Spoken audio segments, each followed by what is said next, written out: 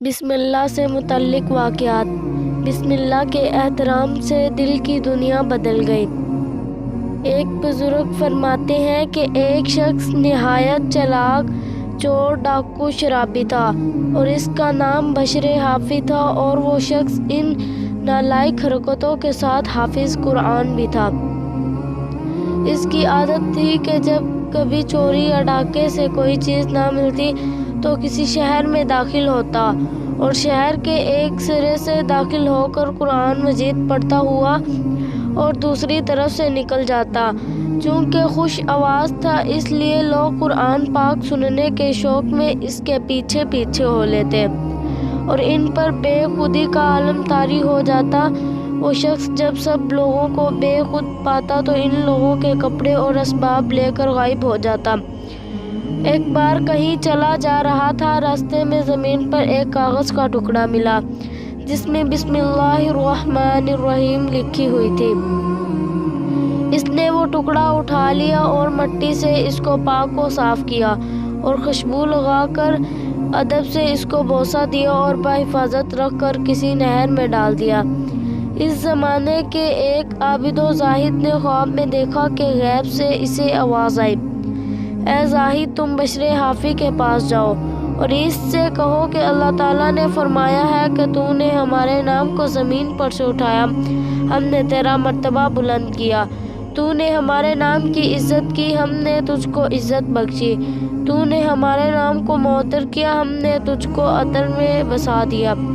یہ خواب دیکھ کر زاہد کی آنکھ کھلی تو اس نے اپنے دل میں سوچا کہ ایسا خواب بشر حافی کے متعلق نہیں ہو سکتا۔ آخر کار 3 مرتبہ اس طرح زاہد کو خواب میں آواز آئی اور تیسری مرتبہ پردہ خواب سے بیدار ہو کر بشر حافی کے مکان پر گیا۔ جب دروازے پر پہنچا تو گھر میں سے گانے بجانے کی آواز آئی۔ زاہد نے دستک دی، اندر سے ایک لونڈی نکلی۔ زاہد نے اس سے پوچھا کہ یہ گھر کس بندے کا ہے؟ یہ آزاد کا۔ لونڈی نے کہا کہ یہ مکان ایک آزاد شخص کا ہے۔ زاہد بولا کہ کیا کروں، آزادوں کے مکان ایسے ہی ہوتے ہیں اور آزاد لوگوں کی یہی حالت ہوتی ہے۔ لونڈی یہ سن کر واپس گئی اور گھر میں جا کر بشر حافی سے یہ سب باتیں کی جو زاہد اور اس میں ہوئی تھی۔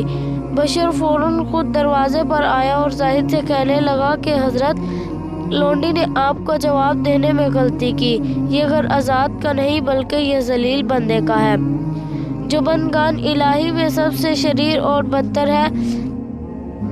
زاہد نے بشر حافی سے اپنے خواب کا واقعہ بیان کیا، جسے سنتے ہی بشر حافی ننگے سر اور ننگے پاؤں تھے چل پڑے۔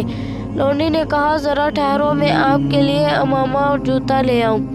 بشر حافی نے زاہد کے ساتھ ہاتھ پر توبہ کر لی۔ اس وقت بشر نے جواب دیا کہ اب مجھے امامے اور جوتے کی ضرورت نہیں، کیونکہ خواب میں میرا نام بشر حافی لے کر پکارا گیا ہے۔ شیخ کہتے ہیں کہ میں نے سنا ہے کہ ایک روز بشر حافی دریا میں کشتی پر سوار تھے۔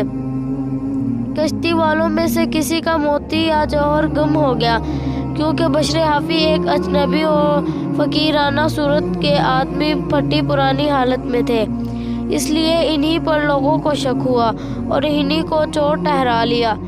سب نے اس سے کہا کہ وہ موتی واپس دے دو، ہم اس کے بدلہ میں تم کو کوئی اور چیز دے دیں گے، کیونکہ وہ تمہارے کام کا نہیں ہے۔ یہ سن کر بشر حافی کھڑے ہوئے اور آواز دی کہ اے دریا کے رہنے والی مخلوقات، باہر نکلو اور ان لوگوں کو موتی دے جاؤ۔